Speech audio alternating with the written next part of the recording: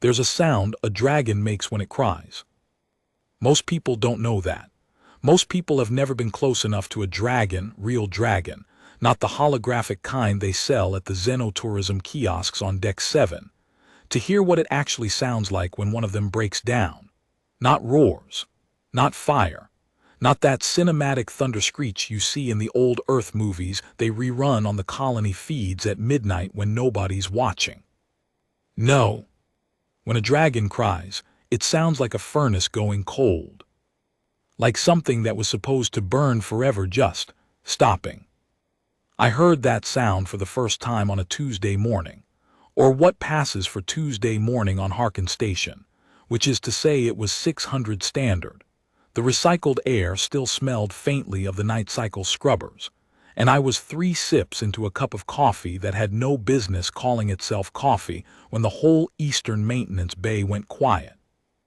Not quiet like a lull. Quiet like a held breath. My name is Cole Vasquez. I'm a mechanic. 3rd class designation, Harkin Station Integrated Maintenance Division, Bay 14 through 18, specializing in atmospheric propulsion systems, biomechanical interface repair, and what my supervisor Sergeant Dillard kindly refers to as being the idiot who crawls into things nobody else will. That's the job title they don't put on the badge. I've been on Harkin for 6 years. Before that, I did 2 years on the Meridian freight lanes fixing cargo haulers that smelled like petroleum and old ambition. Before that, I was 17 years old in a garage in Albuquerque, New Mexico, with grease under my fingernails and a genuine belief that if I could just figure out how engines worked, I could figure out how everything worked. I'm 31 now, I still believe that. But nothing in 6 years of Harkin Station. Not the time a Vethkai trader's personal transport leaked ionized coolant into 3 connected bays, and we had to evacuate wearing emergency suits. Not the time a Grellian freight pod spontaneously disassembled itself mid-hangar, because someone had overridden the magnetic retention bolts. Not even the time I personally spent 4 hours wedged inside a consortium military Corvette's secondary exhaust manifold, while a lieutenant colonel stood outside telling me I was doing it wrong. Nothing had prepared me for the sound of that dragon crying. Let me back up. Harkin Station is what the tourism materials call a premier interstellar transit hub connecting 17 inhabited systems. What that actually means is that Harkin is the kind of place where everyone passes through and nobody particularly wants to stay. It's big. You could fit 4 of the old New York airports inside the main concourse and still have room for the auxiliary docking rings. And it's loud. And it smells like 40 different species, all occupying the same recycled atmosphere. And most days the maintenance queues are backed up 6 hours because something is always broken. Something is always broken. That's the fundamental truth of my existence. The station's population on any given day is somewhere between 80 and 120,000, of which maybe 12,000 are permanent residents.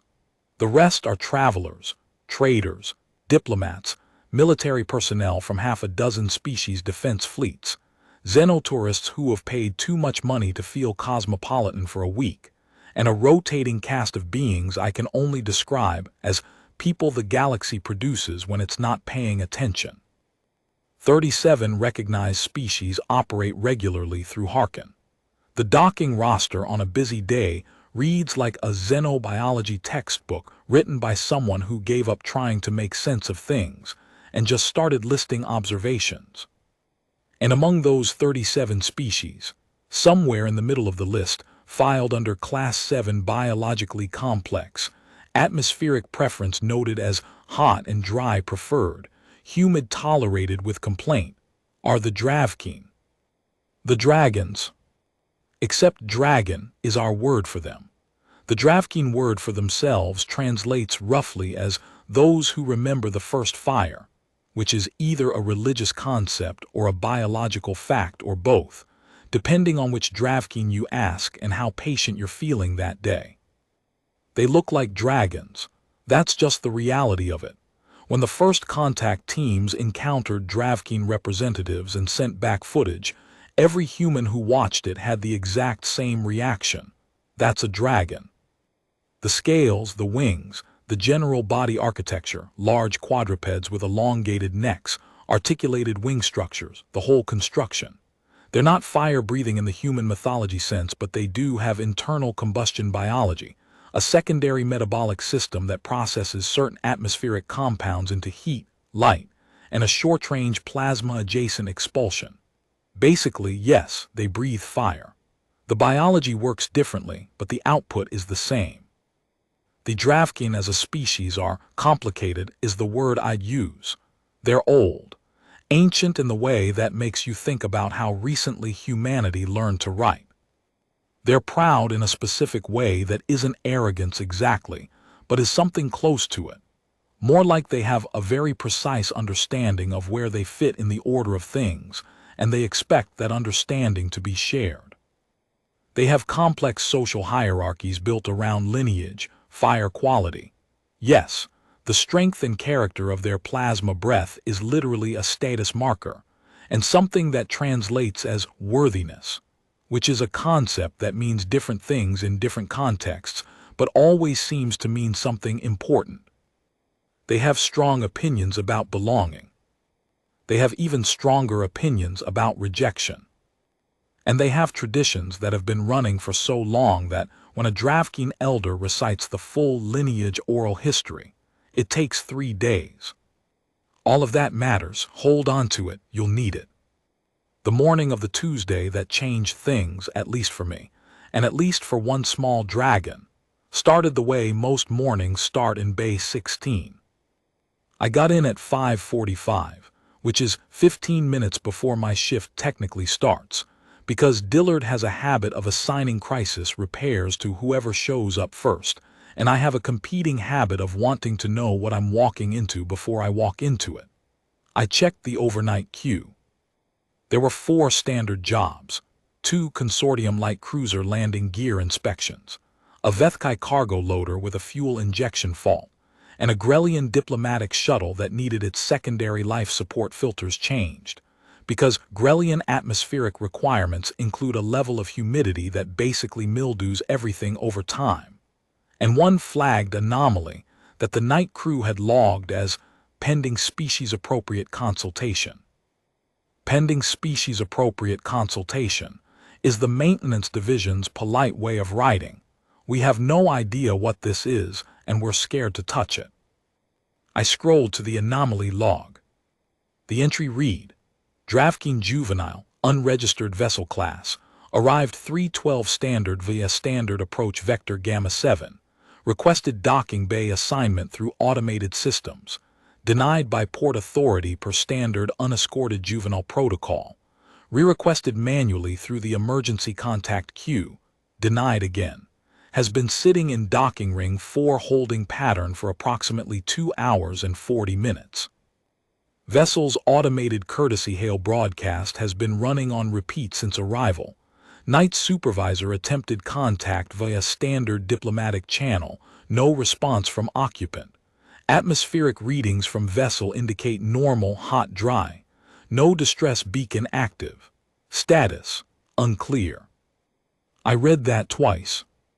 Then I poured the rest of my terrible coffee down the sink and went to find out what was going on. Docking ring 4 is on the outer edge of the station's east wing, and it's technically not a docking ring in the full sense. It's more of a waiting corridor, a pressurized transit zone where vessels in holding patterns can stabilize without burning fuel.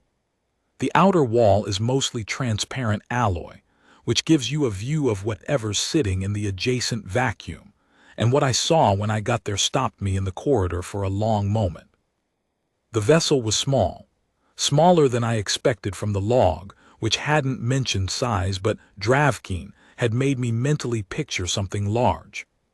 The Dravkin warships that occasionally passed through Harkin were enormous, cathedral scale, covered in heat exchange panels that glowed faintly orange at the edges, intimidating in a way that made even the consortium military vessels give them respectful distance. This was nothing like that. This was maybe 30 meters from nose to tail, the size of a mid-range personal transport, the interstellar equivalent of a large recreational vehicle.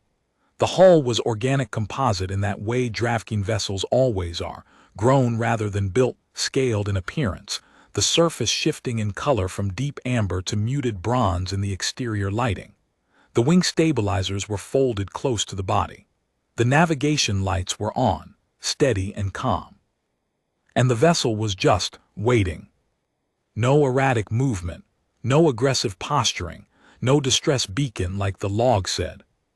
Just sitting there, patient, quiet. I pressed my hand to the observation panel speaker, old piece of tech, but it works, and activated the external audio pickup. That's when I heard it for the first time. The sound coming from inside that vessel.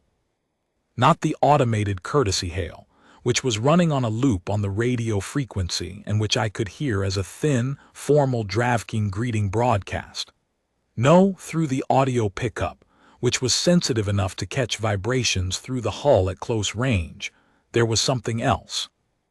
That furnace-going cold sound.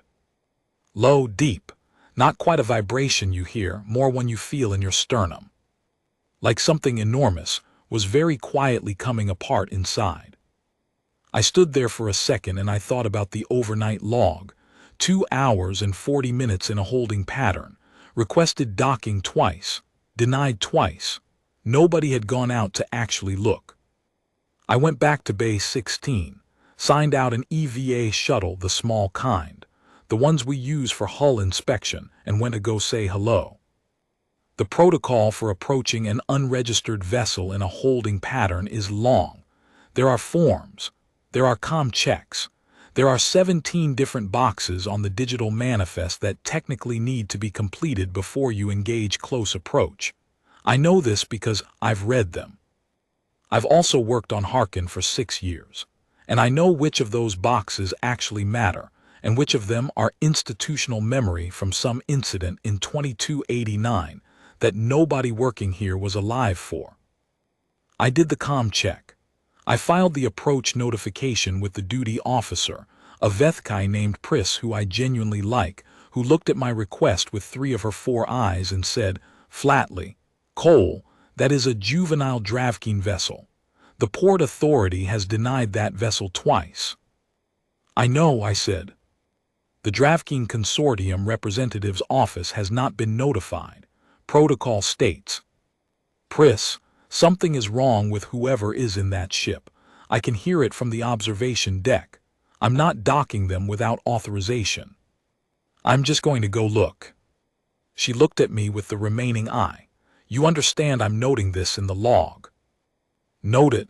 I'll initial the notation when I get back. She noted it. I went. Up close, the vessel was even smaller than it had looked through the observation panel. The hull texture was remarkable. I'm a mechanic. I notice things like that. Those scales weren't decorative. They were functional, overlapping heat exchange elements that would actively manage the vessel's internal temperature. The craftsmanship was extraordinary, even by Dravkin standards. Whoever had built this ship had built it with tremendous care. I pulled the EVA shuttle alongside the communication port. A universal standard. Every species uses the same basic external comm interface because somebody, somewhere, decided on that long ago, and I opened the audio channel. Hey, I said. My name's Cole Vasquez. I'm a mechanic from Bay 16. I'm not Port Authority, I'm not a diplomat, I'm not anybody official. I heard something from the observation deck and I wanted to check if you were okay. Silence. Not static. Actual silence, which means someone on the other end had heard me and the channel was open and active. You don't have to talk to me, I said. You don't have to open anything. I'm just going to sit here for a second in case, I don't know, in case you wanted someone to know you were there. More silence. Then, very quietly, in galactic standard that was careful and precise in the way that suggests someone has learned it as a second language and is paying close attention to every word. Everyone says no. It was a young voice. Not just young, small. The Dravkin have a resonance to their voices even when they're young, a lower frequency undertone that carries. But this voice was thin in a way that made something in my chest do a complicated thing. "What do you mean?" I asked. "I came here, I asked to dock. They said no. I asked again.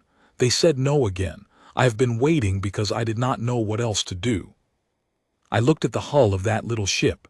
2 hours and 40 minutes. "Can I ask why you're here?" I said. "On Harkin, I mean, you traveling alone." A pause. "Yes." "Okay, that's how old are you?" Another pause, longer this time. "In your years, 14. 14 years old. 14, and sitting alone in a holding pattern in the dark for nearly 3 hours after being rejected twice by an automated system, and a night supervisor who decided, pending species-appropriate consultation, was a complete answer." I took a breath and reached for my comm unit. "Stay right there," I told the ship. "I'm going to make a call." The call I made was not to the Port Authority. The call I made was to a woman named Dr. Senna Akafer, who is technically the station's xenobiological liaison, but who in practice is the person you call when a problem has a face, and that face belongs to a species you don't fully understand, and you want to make sure you don't accidentally make things worse. Senna picked up on the second ring, which tells you something about her. It was 6:20 standard. She answered on the second ring. "Cole," she said, and her voice had that particular tone that meant she already suspected I was calling about something complicated. "I've got a juvenile Dravkin in a holding pattern in ring 4, I said. 14 years old. Alone. Been out here almost 3 hours. Night crew flagged it as pending consultation, and I think they meant pending your consultation, and then didn't actually call you." A brief silence. "Then they didn't call me?" "No." I heard movement on her end, the sound of her standing up from wherever she'd been sitting. "Is the juvenile in distress?" "Not physically, I don't think, but yeah, they're in distress." "I'll be there in 10 minutes, she said. "Don't do anything that could be interpreted as an authority action. You're a mechanic. Stay in mechanic mode." "That's the only mode I have." She made a sound that was almost a laugh and hung up. While I waited for Senna, I kept the audio channel open. I didn't talk much. I've learned over 6 years of working alongside beings from a couple of dozen species that the human instinct to fill silence is not universally appreciated. And with a frightened juvenile of a species I didn't know well, I figured quiet company was better than chatter. But after a few minutes, the voice came back. "Are you still there?" "Still here." "Why?" I thought about that. "Because you've been out here for 3 hours and it's cold in space and I don't know. It felt wrong to just leave."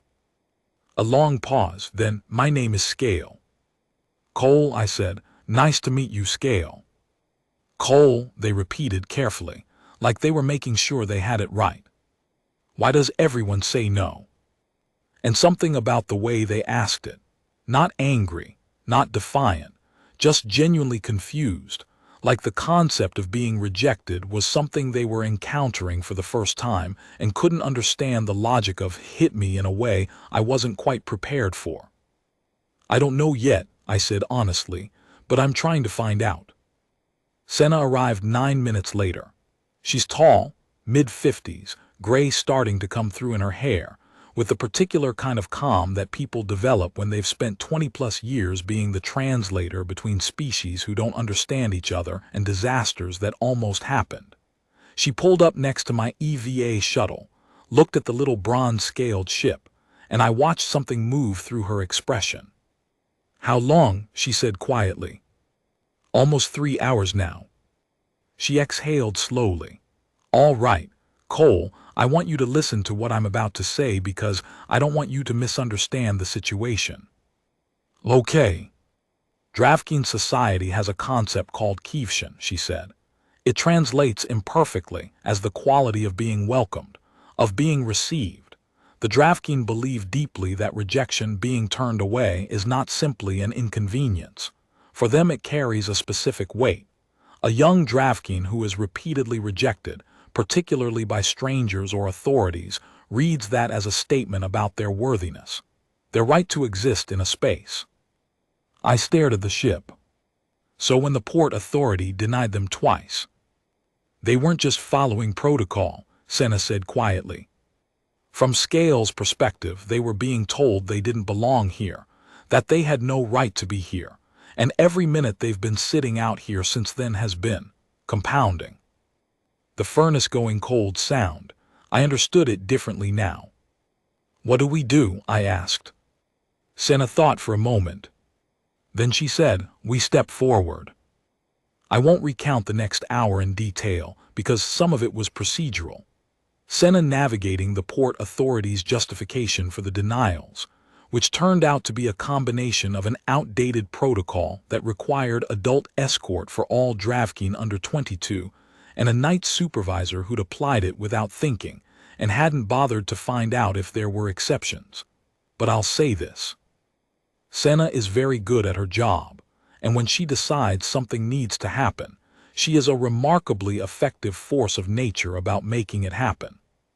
45 minutes after she arrived, docking bay 17, the largest in our section, usually reserved for heavy transports, with the highest ceiling and the widest environmental tolerances, was cleared and prepped, and a temporary docking authorization was issued under her liaison credentials.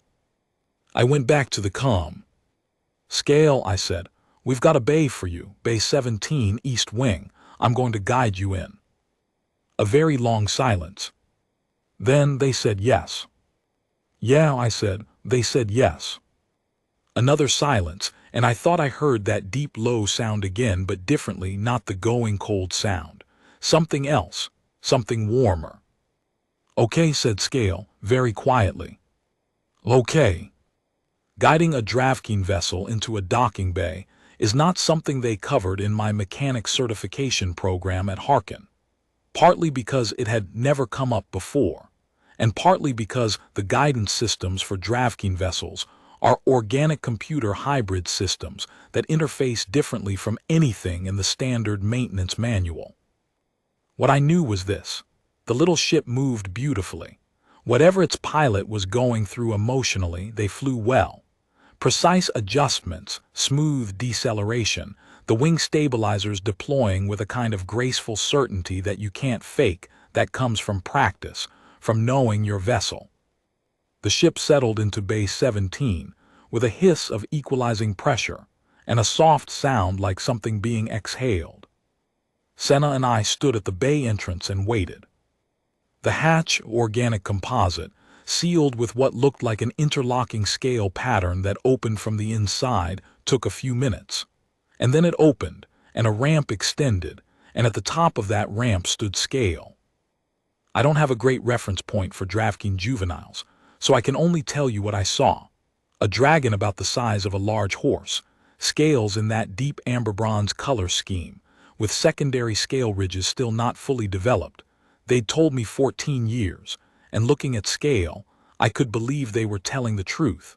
There was something unfinished about them in the way that all young things are unfinished, something that hadn't settled into its final form yet. The eyes were remarkable. Large amber gold, with the vertical slit pupils that all Dravkin have, and red around the edges. They'd been crying. The furnace going cold sound had been crying. They stood at the top of the ramp and looked at us, and I could see the effort it took them to hold themselves still, to not flinch or flatten or display whatever the Dravkin equivalent of making yourself small is. They were doing it anyway, though the wings were half folded in a posture I'd later learn was a submission gesture, the neck angled slightly down. Hello, Scale, Senna said, and her voice was warm and careful.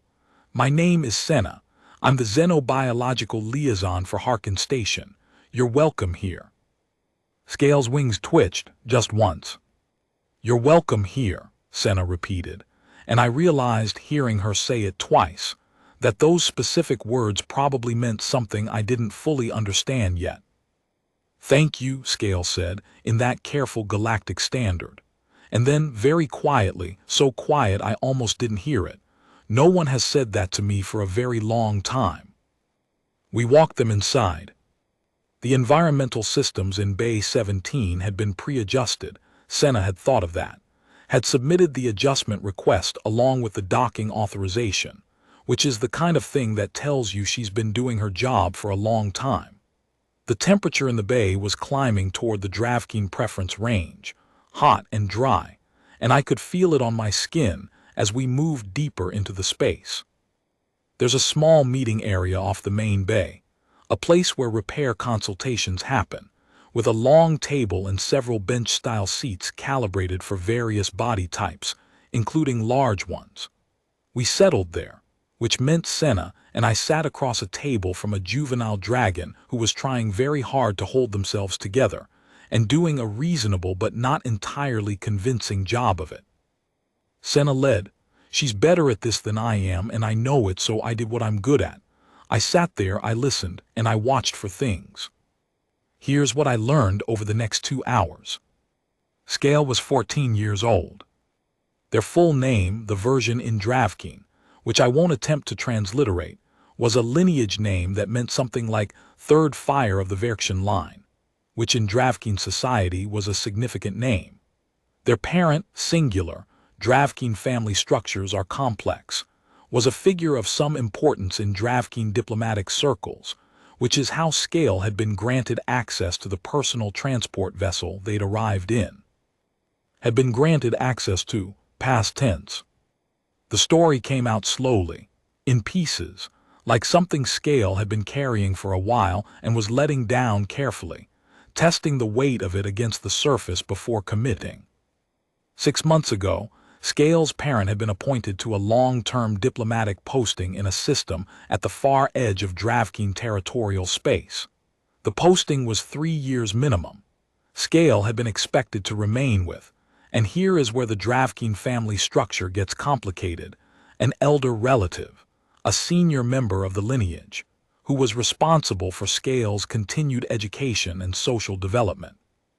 That arrangement had lasted 8 weeks. Scale didn't tell us why it had ended. Not exactly.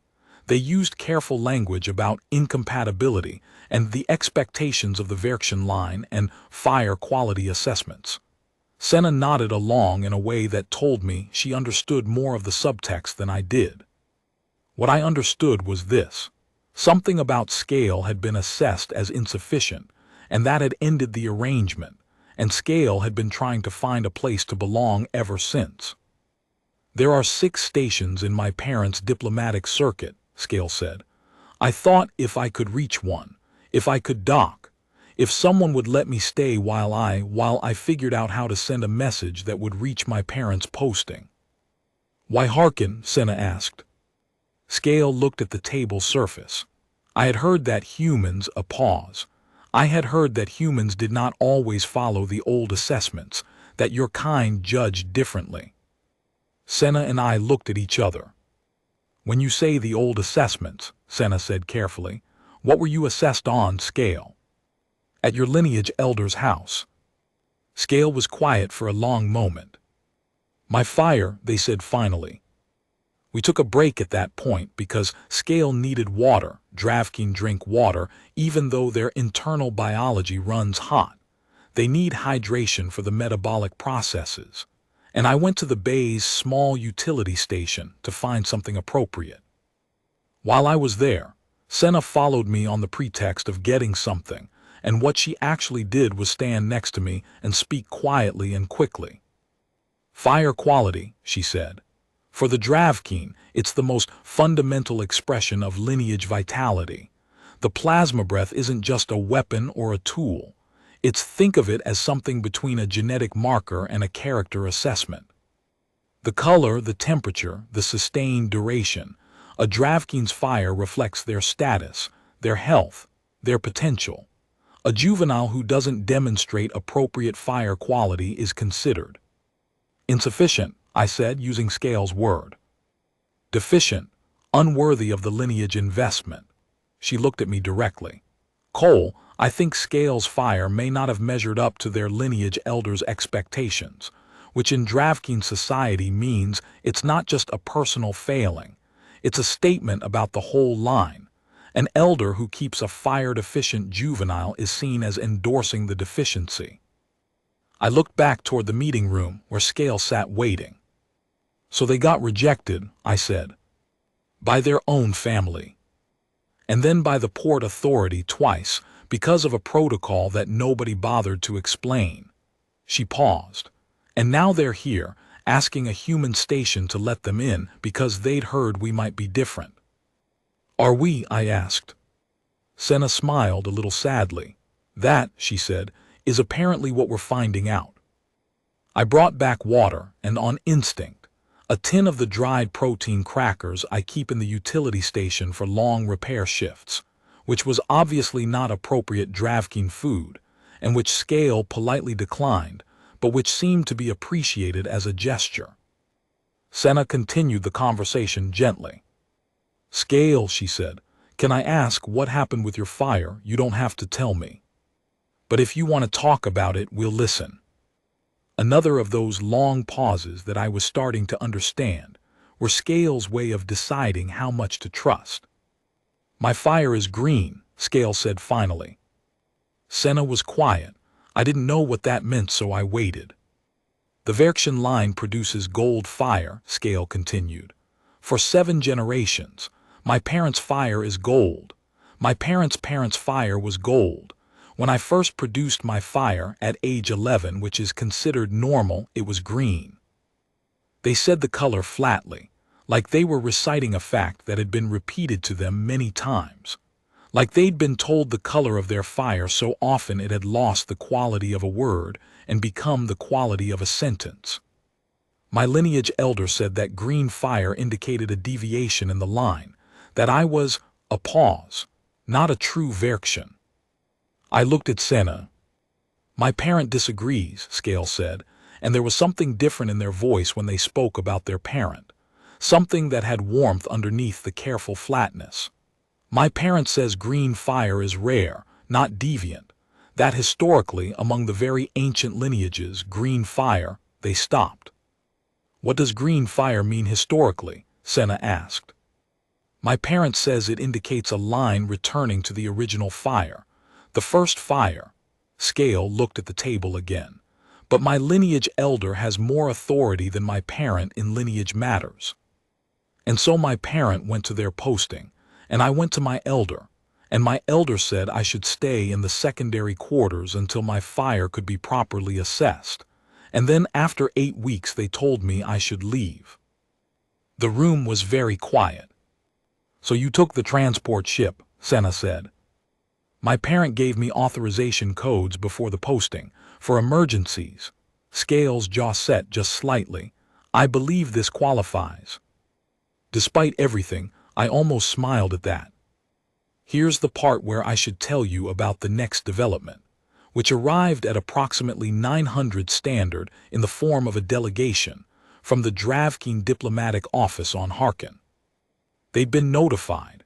Apparently one of the automated systems had flagged the docking authorization as anomalous because it had been issued under a liaison's credentials rather than standard port authority, and they'd sent a representative.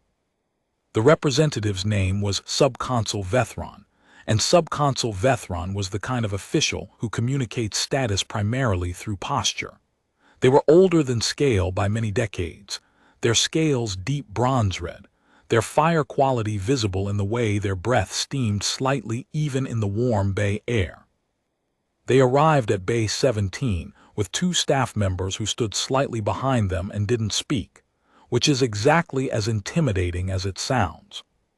Senna went to meet them. I stayed with Scale. I watched Scale watch the delegation come in, and I watched something happen in Scale's expression that I can only describe as collapse and reconstruction happening simultaneously. The hope of recognition and the preparation for rejection running parallel, and neither one winning yet. Subconsul Vethron spoke in Dravkin for a while. Senna has enough of the language to follow a formal exchange if it goes slowly, and she told me later what was said. The subconsul acknowledged Scale by lineage name, asked why they had come to Harkin without notification, asked about the authorization codes, which, technically, Scale was allowed to use, but using them without notifying the diplomatic office was a procedural violation. Asked, in the clipped formal phrasing of official Dravkeen, why Scale had chosen to make contact with non-diplomatic station personnel rather than going directly through the diplomatic channel. Scale answered each question carefully. They explained the denial at Port Authority. They explained the 3 hours in holding pattern. They explained me. And at that point, Subconsul Vethron looked across the room at me. I'm a mechanic. I was still in my Bay 16 work suit, which has grease on it more days than not, and which on that particular morning had a streak of hydraulic seal compound across the left shoulder from a repair I'd done the previous afternoon. I had a cup of real terrible coffee by that point. Someone had run a proper brewing cycle in the Bay utility room, and my hair needed a cut. I looked back at Subconsul Vethron, and I nodded. Vethron said something else. Senna translated later. This human stepped forward. And Scale said very clearly, so clearly that I didn't need translation. Yes, he stepped forward. Part 1 of this story ends here, technically. Not because the story ends, but because this is the moment where things turned. And the moment before a turning is as good a place as any to pause and breathe. But I want to tell you one more thing before we close part 1. After the subconsul's delegation had left, there were more conversations, arrangements made, protocols sorted, all of which I was mostly not party to. After all of that, when the bay was quieter, Scale came and stood near me. I was doing what I do when I need to process something. I was looking at their ship, running my eyes over the hull, the scale panels, the way the wing stabilizers had folded down to resting position. Just looking. You are a mechanic, Scale said. I am, I said. What does a mechanic do? I thought about it. I fix things that are broken, I said, and I figure out why things aren't working the way they should be. And sometimes I just try to understand a system well enough that I can see what it needs. Scale was quiet. My fire is not broken, they said, and there was something fierce and very young in that sentence at the same time. My elder says it is deviant, but it is not broken. No, I said, looking at the little ship built with such care, flown with such precision, sitting in the bay that had been denied to it twice and now held it steady. I don't think it is. Scale looked at me for a long moment with those amber gold, red-rimmed eyes. Why did you come out, they asked. When everyone else said no, why did you come? I thought about my 17-year-old self in a garage in Albuquerque. About the belief that if you can understand how an engine works, you can understand how anything works. About the way something being broken doesn't mean it's wrong. It just means it needs someone to look at it properly. I don't know exactly, I said, which was honest. I heard you from the observation deck, that was enough. Scale made a sound I hadn't heard from them before, low, warm, brief. I'd learn later that in Dravkeen, there's no direct translation for it.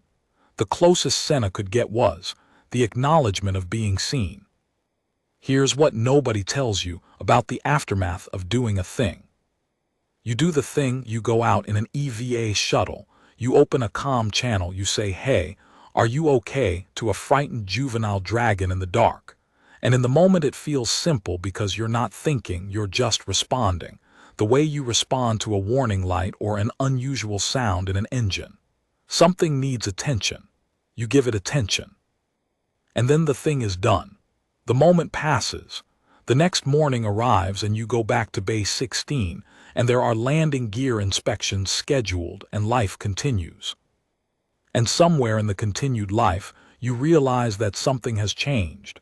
You can't point to it exactly. The light in the station looks the same. Your coffee still tastes like recycled ambition. The overnight queue still has 6 jobs and 1 flagged anomaly, some different flavor of crisis. But something has changed. It took me about a week to identify it. The change was that I knew Scale was on the station. Let me tell you about the week between. Scale was assigned through the diplomatic office, through Senna's liaison work, through a chain of conversations. I was not party to temporary resident status on Harkin pending contact with their parents' diplomatic posting. The contact was the problem. The posting was in a communication shadow zone, a region where relay stations were sparse and standard messaging had latency measured in days, not hours. Scale had sent a message the morning after they arrived. The first possible response window was 5 to 7 days out. So Scale waited. They had the personal transport settled in Bay 17, which had become essentially a semi-permanent berth at that point, because the diplomatic office had agreed to maintain it and Senna had pushed the paperwork through. They had access to the station's general areas, concourse, food service, the public observation decks, with a diplomatic ID tag that handled the species accommodation protocols. I know this because Senna told me. I wasn't monitoring Scale's situation. I had landing gear inspections. But Harkin is not a large world, it's a station. 80 to 100,000 people on any given day. But the geometry of a station means you see the same faces on the same routes. And on the third day after Scale arrived, I was walking from Bay 16 to the East Wing Commissary to get something approximating lunch, and I saw them. Scale was standing at the edge of the main concourse. Not moving through it, standing at the edge. The concourse at midday is Harkin at its most itself. Loud, chaotic species from across 17 systems moving through, traders and travelers and officials and xenotourists with their cameras and their slightly overwhelming enthusiasm. There are food stalls for 11 different dietary requirements and a wall of departure boards, and the ceiling is high enough that some of the larger flying-capable species can maintain low altitude, which means there's occasionally a Kethvar courier spiraling lazily overhead, while a Grellian delegation moves in close formation at ground level, and a human child stares at both simultaneously. Scale was standing just outside the main flow, wings folded close, head slightly down, watching. Not anxiously, just watching, the way you watch something you're trying to understand. I stopped. I thought about walking over.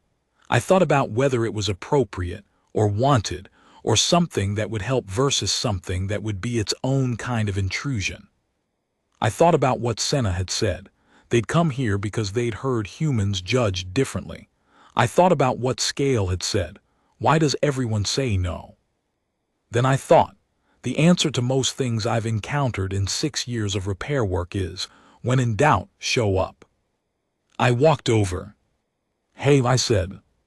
Scale turned, and their eyes, still amber gold, still striking, without the red rim now, went through a quick sequence of recognition that was interesting to observe. Cole Vasquez, they said.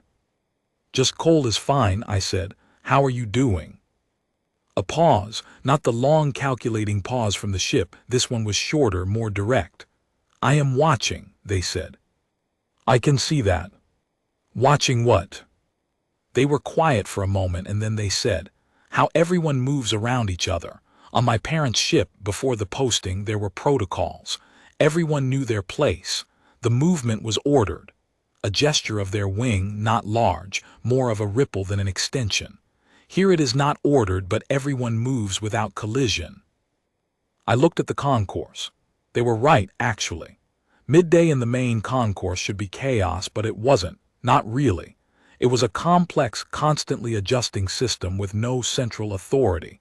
1,000 small negotiations happening simultaneously. Beings of 17 species unconsciously calibrating their speed and trajectory and personal space to the beings around them. It's a kind of order, I said. Just not one with explicit rules. Implicit rules, Scale said. Yeah. They were quiet again, looking at the flow. Then, I don't know the implicit rules here. Nobody does when they first arrive, I said. You do. I've been here 6 years. I looked at them sideways. You've been here 3 days, give it some time.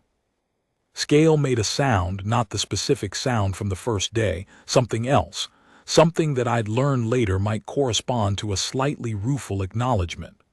My parents says I am impatient, they said. That's pretty universal for 14, I said. They looked at me with those large amber eyes, and I got the sense they were deciding something. Would you walk with me, they asked, through it, the concourse? I've been watching from here, but I have not walked through. Sure, I said. So we walked through the Harkin main concourse. A mechanic from Bay 16 who needed lunch and a 14-year-old dragon who needed to understand the implicit rules of a place. And if people stared, which some of them did, neither of us acknowledged it, and eventually most of them stopped. Over the next 4 days, Scale and I developed something that I'd be embarrassed to call a friendship, because friendship implies a kind of deliberate mutual investment that neither of us was exactly naming out loud. What it actually was this. I had a habit of eating lunch at 1200 Standard in the East Wing Commissary, and after that 3rd day, Scale started appearing there at 1200 Standard, and we started eating lunch together. Which for Scale meant the specific heated mineral protein preparation that the commissary had started stocking after Senna put in a formal dietary accommodation request, and for me meant whatever was least terrible that day. And our actual conversation was sometimes long and sometimes short, but was always somehow about something real. I learned that Scale was, underneath the careful galactic standard and the lineage weight and the complicated family situation, enormously curious about everything. The kind of curiosity that doesn't perform itself, that doesn't ask questions to seem interested, but asks because it genuinely needs to know. They wanted to understand how the station's atmospheric systems worked, and how the docking bay magnetic retention fields were calibrated, and why the Vethkai traders all moved in clusters, and what coffee was supposed to taste like versus what it did taste like, and why human music had so much percussion. I answered what I could, and said I didn't know when I didn't know, and occasionally said, I didn't know but we could find out, which was how we ended up in the atmospheric systems monitoring room on the 4th day with Senna's permission, and the confused blessing of the atmospheric technician on duty, a human named Morris who'd been on Harkin 15 years, and who took one look at Scale and said, "Huh, first dragon in here," and then proceeded to explain the entire system in enthusiastic detail. Scale asked 17 questions. Morris answered everyone and seemed to enjoy himself enormously. On the 5th day, Dillard found me. Dillard is my supervisor. He's 50-something, perpetually underslept, has a mustache that belongs in a different era, and runs Bay 14 through 18 with the particular kind of authority that comes from genuine competence rather than rank. He finds me when things need to be said directly. "Vasquez," he said, catching me in the corridor outside Bay 16. "The Dravkin kid." "Scale," I said. "Right, Scale, I've been hearing things." "What kind of things?" "The kind where Subconsul Vethron from the diplomatic office has filed 3 procedural inquiries about the docking authorization and the liaison's involvement, and," he paused, "a specific inquiry about a Bay 16 mechanic who initiated unauthorized contact with an unregistered vessel." I'd known that was coming. The night crew flagged it as pending consultation. Nobody called Dr. Akaffer.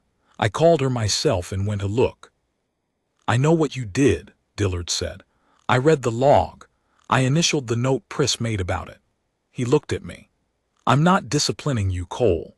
What I'm telling you is that the diplomatic office is involved now, and the Dravkin situation is being handled at a level that is above my pay grade and yours, and I need you to be aware that what you started is bigger than a maintenance call." "I know," I said. "Do you?" He tilted his head slightly. Because here's the part I don't think you know. I got a secondary communication yesterday, not from the diplomatic office, from a private routing address that I had to check 3 times to confirm. He paused. It's registered to the diplomatic posting of a senior attaché named Verkshan Dravkesh. I went still. That's Scale's parent, I said. That's Scale's parent, he confirmed. The message was addressed to the Harkin Maintenance Division. Attention the mechanic who stepped forward. No name, just that. Someone on Scale's end apparently told them how the docking situation went, and that message is waiting in the division's general queue. He handed me a data chip. It's not my message to read, he said. But whatever it says, Cole, I need you to know that I don't object to what you did. I need you to know that because I think things are going to get complicated, and I want you to have that clearly on record from me before they do. He walked away before I could respond, which is very Dillard. I read the message that evening. It was in Galactic Standard, formal but not cold, and it said, I'm paraphrasing, because the original phrasing was the kind of careful diplomatic language that wraps every thought in additional thoughts, that Scale's parent was aware of what had happened at Harkin, that they had received Scale's communication, that they were already in the process of arranging transit to come to Harkin, that their posting had a designated emergency leave provision and they were exercising it. And then, at the end, in a line that broke from the formal register into something else. Thank you for hearing my child. I had sent them toward the stars with hope, and I did not know if the stars would be kind. You were kind. The Dravkin do not forget kindness. I sat with that for a while. On the 6th day, something happened that I hadn't anticipated. Scale asked to see Bay 16. Not Bay 17, which was their berth, where they had spent time being formally processed and diplomatically assessed. Bay 16, where I worked. The active maintenance bay. The one with the engines and the diagnostic equipment and the hydraulic lifts and the peculiar smell of ionized coolant and thermal sealant and hard work. Why Bay 16 specifically? I asked. Because, Scale said, that is where you came from when you came out to the ring. That is where you were from. I thought about that. It's not a very impressive place, I said.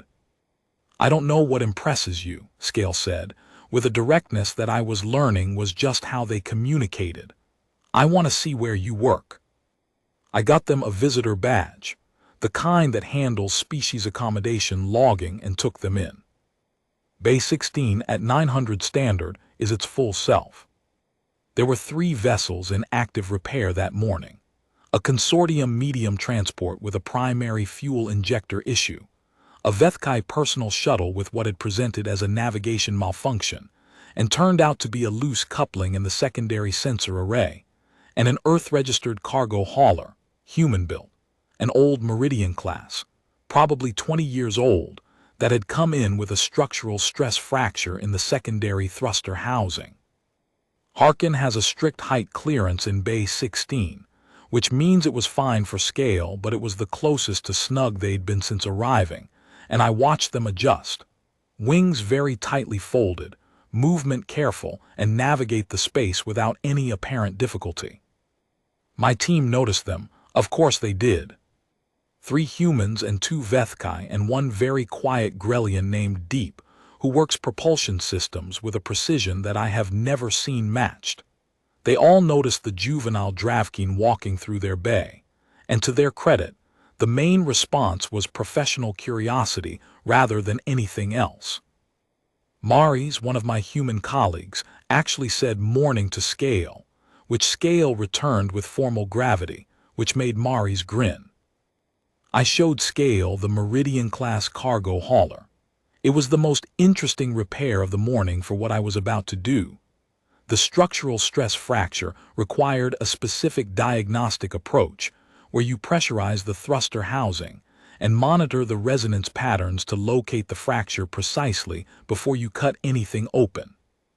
The fracture is in there somewhere, I told Scale, standing next to the housing, And if I open the wrong section first, I create more stress on the surrounding structure. So I have to find it first, without seeing it. How? Scale asked. Sound, I said, and vibration. I'm going to pressurize and listen to where the note changes. I did the pressurization sequence. I ran my hand along the housing. I've done this long enough that I can feel the micro vibrations, and I listened. And I found it. Maybe 2/3 back from the main thruster coupling, there was a subtle shift in the resonance, a note that was just slightly wrong, and I marked it and I told Deep where to cut, and Deep cut, and there was the fracture, exactly where the sound had said it was. When I looked over at Scale, they were watching me with an expression I couldn't fully read. You found it by listening, they said. And feeling, I said. You have to know what the right sound is first. Then you can hear when something's different. Scale was quiet for a moment. My lineage elder used that same framework, they said, to assess my fire. She knew what the right color was, and mine was different, so she determined it was wrong. I put down the diagnostic instrument. I turned to look at them directly. There's a difference, I said carefully, between a sound that's different because something's broken, and a sound that's different because it's a different thing than what you expected. The fracture in that housing is wrong because it's a structural failure.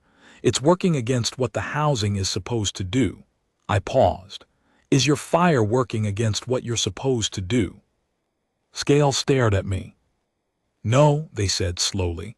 My fire it is very hot. Green fire burns at higher temperature than gold historically. My parent looked it up. There are records from the old lineages. So it's not a failure, I said. It's a deviation from the expected pattern, which is different. My lineage elder does not agree. Your lineage elder may be wrong, I said. Simple as that. Not angry, not dramatic, just the diagnostic conclusion. Wouldn't be the first time someone misidentified a deviation as a fault. Scale made a sound, the acknowledgement of being seen sound. And then they did something I hadn't seen them do yet. They showed me their fire. I should explain what I mean by that, because the context matters. The Dravkin plasma breath, their fire, is not something they produce casually in enclosed spaces. There are polite protocols. There are situations where it's appropriate and situations where it isn't. Producing fire in a maintenance bay full of ships and fuel systems is in the category of situations where it would normally be a significant protocol violation, and Scale knew that. What they did was controlled, precise, a brief, directed, minimal output that wouldn't have ignited anything, aimed at the bare metal of the bay floor in a cleared area. It lasted maybe half a second. But in that half second I saw the color. Green. Not a murky, uncertain green. Not a color that was trying to be gold and failing. A deep, clear, living green, the color of something ancient, something that had existed before the vocabulary for describing it had been settled on. The color of I don't know, I'm a mechanic, I don't have Senna's language for it, the color of something true. The bay was very quiet. My whole team had stopped. The fire went out. Scale raised their head and looked at me, and their eyes were that amber gold with the vertical pupils, and there was something in them that was braced, waiting for the assessment. Mari spoke first. That, she said, with the voice of someone who has seen a lot of things and is recognizing one that exceeds them all, is the most beautiful thing I've ever seen in this bay. Deep, our Grelian colleague who speaks rarely and means it when they do, said one word. Magnificent. I looked at Scale and I said, your elder is wrong. The response from Scale's parent arrived in person on the 7th day. I hadn't known what to expect. The message had been formal and warm, but diplomatic posting senior attaché coming to hearken could mean any number of things in practice, and what it actually meant was a Dravkin vessel that was not small.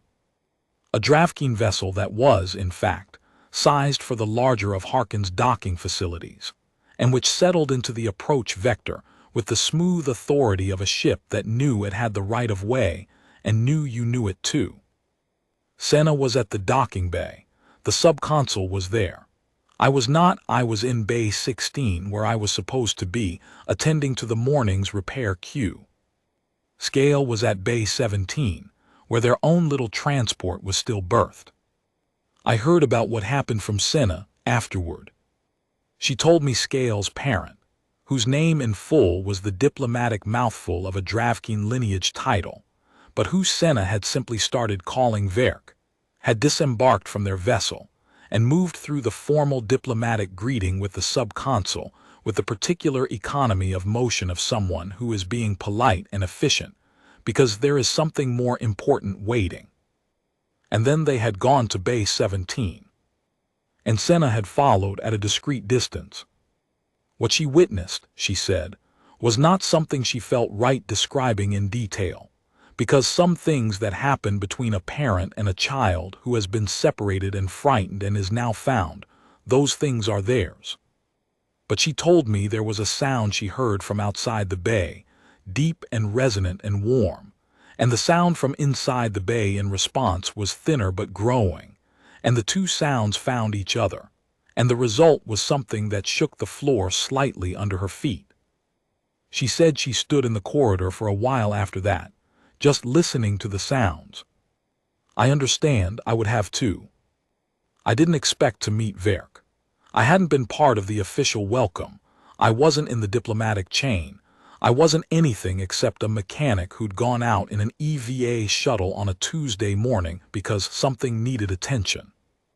But on the afternoon of the 7th day, Senna came to Bay 16 with an expression that I've learned means, something is happening that you should probably know about. Verk wants to meet you, she said. I'm in the middle of a thruster coupling replacement, I said. Cool. 20 minutes, I said. It actually took 30, but nobody timed it.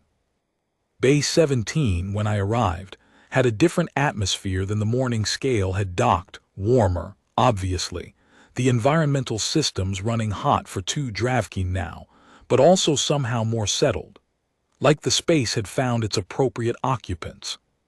Scale was there, standing slightly behind and to the side of a much larger Dravkin, who was examining the small transport with an expression I read as a mix of professional assessment and personal relief. Verk was, I'm trying to describe this without making it sound more dramatic than it was, but Verk was remarkable. Larger than Scale in all dimensions, Scale's deeper bronze with shot of dark red, the kind of physical presence that makes you aware of the space you're occupying in comparison. But when Verk turned to look at me, the first thing I noticed was the eyes. Same amber gold, same vertical pupils, and the same quality in them that Scale had, that quality of really looking. Of not looking past you at something more important, but actually at you, as if you were specifically worth the attention. Cole Vasquez, Verk said. The galactic standard was more confident than Scale's, less careful, someone who had been using it for years rather than months. The voice was deeper, resonant, the kind of voice that would carry across a large space without effort. That's me, I said. My name is Verkshan Dravkesh. I am told you stepped forward when the automated systems refused my child, and when the night supervisor decided that protocol satisfied care. I went to look, I said. I heard something from the observation deck and I went to look. Verk was quiet for a moment. You heard something? Yeah, from the hull. The audio pickup on the observation panel. It's sensitive at close range. What did you hear? I thought about how to say it. Something going cold, I said finally. Something that should have been warm and was going cold. It was, I don't know the Dravkin term, but the sound said someone needed help. Verk looked at me for a long time. In Dravkin, they said slowly, the sound you are describing, the sound a Dravkin makes when they are in true distress of the kind that touches the spirit, not just the body, that sound is called Vinkith, the cold song. A pause. Most non-Dravkin cannot hear it. The frequency is at the edge of what your auditory range processes. Maybe I was close enough, I said. Perhaps. Verk looked at Scale briefly, then back at me. Or perhaps you were paying the kind of attention that most people do not choose to pay. I didn't have a good answer for that, so I didn't say anything. I sent you a message, Verk said. I got it. Did you understand what I meant when I said we do not forget kindness? I think so, I said carefully, but if I'm honest, I'm not sure I understood all of it. Verk nodded slowly, like that was an acceptable answer. Among my people, they said, the act of stepping forward, of being the one who says yes when others say no, is not a small thing. It carries weight, the weight of recognition. A pause. My child has carried a long season of rejection, not just from the automated systems here, from their lineage elder, from the social structures that were supposed to hold them. I know, I said. Scale told me. Scale does not tell many people. Verk glanced at Scale again, and something in their expression was privately warm. The fact that they told you suggests you were worth telling. Scale, standing to the side, said nothing, but their wings shifted, the faintest adjustment, the way a person might shift in a chair when they're trying to be unobtrusive. I'm not here only for Scale, Verk said. I am here because of what you did, and I am here because of what the diplomatic office did, and I intend to address both. They paused. The protocol that allowed my child to sit in a holding pattern for 3 hours because no one bothered to exercise judgment, I have been reviewing that protocol. I am going to recommend it be amended. That seems like a good idea, I said. And the question of Scale's fire, Verk's voice changed just slightly around that subject. You have seen it. I have. What did you think? I looked at Scale. They were watching me carefully. I told Scale what I thought at the time, I said. Their lineage elder misidentified a deviation as a fault. That's a diagnostic error. The fire isn't deficient, it's different. Verk was very quiet for a moment. The full historical records, they said slowly, of the Verksian lineage, the records that predate the formal fire quality assessment traditions, contain references to an original fire, a green fire. In the oldest accounts, before the lineage standardized, the founding members of the line are described as bearing green fire. They paused. My child is not a deviation from the Verksian line. My child is a return to it. The Bay was very quiet. Your lineage elder doesn't know the old records, I asked. My lineage elder knows them, Verk said, and something in their tone shifted to something cooler. That is a separate matter, one I am addressing. I thought about that for a second and decided not to ask further. There's a ritual in Dravkin culture, Senna explained it to me later, because I didn't know at the time, called Kivshin Drathik, the formal recognition of welcome. It's old, older than the diplomatic traditions, older than formal language, one of those things that remains because it answers something essential. In its basic form, it's performed when a Dravkin who has been rejected or exiled or turned away is formally received into a space. The receiving party acknowledges them. The name is said. The fire of the one being received is observed and named. Verk asked to perform it in Bay 17. Senna was there. Pris, the duty officer, came as a station representative. Even Dillard showed up, which I will always suspect was because Senna told him he should be there. I was there because Scale, before the ritual started, came to where I was standing near the bay wall and said simply, "Will you stand with me?" I said yes. The ritual was in Dravkin, which I don't speak, but Senna described it to me afterward. Verk spoke Scale's full lineage name. They spoke the names of the stations and spaces that had rejected Scale and acknowledged them. They described the 3 hours in holding pattern. They described the mechanic who had stepped forward. And then they asked Scale to produce their fire. Scale showed their fire. In the full space of Bay 17, with the higher ceiling and the warm temperature and the formal context of the moment, It was different from the brief demonstration in Bay 16. It lasted longer. It was brighter. And the green of it, that deep, clear, living green, filled the space in a way that made the bay lights seem secondary. Verk observed it in silence. And then Verk named it. The name in Dravkin was long, I couldn't follow it, but Senna translated the core of it as, the original fire returned. And then the formal part was over, and Scale made a sound that was nothing like the cold song I'd heard through the hull, nothing at all like it. And Verk wrapped their wings around their child, and the station's background hum seemed, for a moment, very far away. I went back to Bay 16 the next morning. There were 4 standard jobs in the queue and one flagged anomaly, which turned out to be a consortium shuttle with an air recirculation issue that took most of the afternoon to resolve. Dillard said nothing about the previous day. Mary's asked me if I was okay, which was her way of acknowledging that something big had happened without making it complicated. I said I was fine, which was true. I kept thinking about that green fire. Not in any mystical sense. I'm a mechanic. I don't do mystical. More in the diagnostic sense. The way I'd kept thinking about the Meridian-class thruster fracture, turning the problem over, looking at it from different angles, making sure I understood why the diagnostic had gone wrong before. Here was what I kept coming back to. The lineage elder had applied an expected pattern, gold fire, as the criterion for correctness, and had diagnosed anything deviating from it as deficient. A green fire had been assessed as failure because it wasn't gold.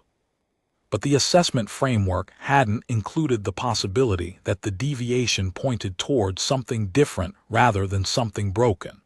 It had no vocabulary for that distinction. Every mechanic knows this problem. You assume you know what the system is supposed to do. You find something that doesn't match. You call it broken.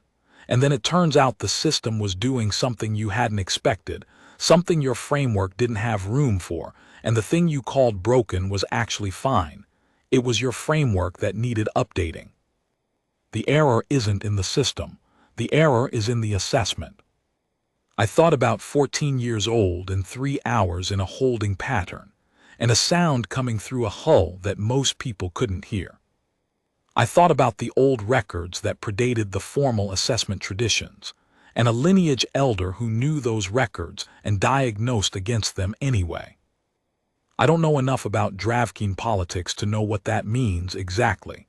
I left that part to Verk and Senna and the sub-consul and everyone else whose job it actually is. What I know is mechanics. What I know is systems. What I know is the difference between a deviation that signals failure and a deviation that signals something you didn't expect. Some things look wrong because they're broken. Some things look wrong because we don't have the right frame to see what they are. Scale came to see me once more before they left. I was alone in Bay 16. End of shift, team gone, the overnight jobs not yet started, that quiet hour when the bay is as close to peaceful as it gets. I was finishing a diagnostic report on the consortium shuttle and making the section of it that described my reasoning for the diagnostic approach as clear as possible, because I've learned that the reasoning matters as much as the conclusion. Scale came in without announcement, which was fine. They had a visitor badge that still worked and stood at the edge of the main floor for a moment. My parent is ready to leave tomorrow, they said. I know, I said, Senna had told me. I am going with them. To the posting. There is a station near the posting site with a resident tutorial program, Scale said. For species whose educational needs cannot be met in transit, my parent has arranged enrollment. A pause. It is not the lineage elders program. It is different. That sounds good, I said. Scale moved further into the bay. They stood near the bay floor where they'd shown their fire, and I noticed them look at the spot, not the way you'd look at a location in space, more the way you'd look at a moment in memory.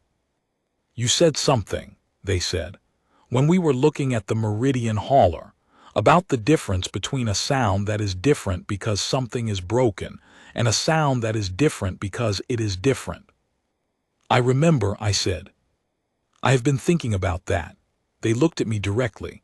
My entire life I have been told my fire was wrong. My elder said it. The young Dravkin I grew up among said it. The assessors my elder brought in when I was 12 said it. A pause. I began to believe them, not all the way. My parents' voice was there, but mostly I began to believe them. I set down the diagnostic report. I know, I said. And you said, they paused, working out how to phrase it.